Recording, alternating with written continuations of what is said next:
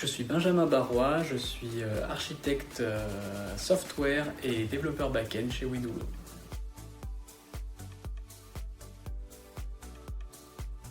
Je me suis retrouvé un jour, un 30 décembre, seul, devant un crash en prod.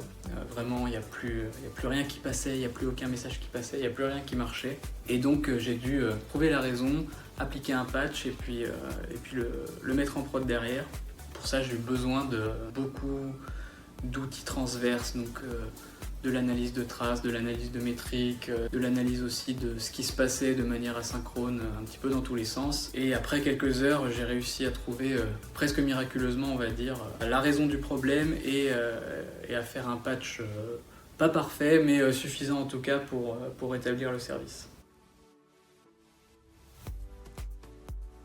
Alors sans aucune hésitation, je pense que c'est Docker. J'aime bien que tout soit parfaitement reproductible, containerisé, etc.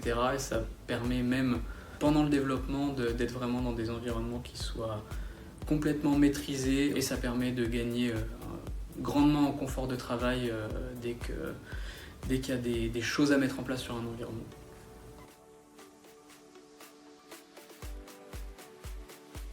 On va dire en tant que développeur back-end, c'est pas vraiment une technique d'optimisation, c'est plus une application de bonnes pratiques. Ça va être plutôt d'essayer de paralléliser un maximum de choses et de bien aussi tester ce parallélisme. Ça va être lancer plusieurs tâches identiques en parallèle dans des workers de manière quand même toujours parfaitement contenue et maîtrisée. Et derrière, pour être sûr que ça marche bien, donc effectuer un grand nombre de tests, de stress tests avec des scénarios très divers, d'annulation, de coupure du service, etc. pour vérifier que tout à la fin s'arrête bien correctement comme si c'était dans un seul thread.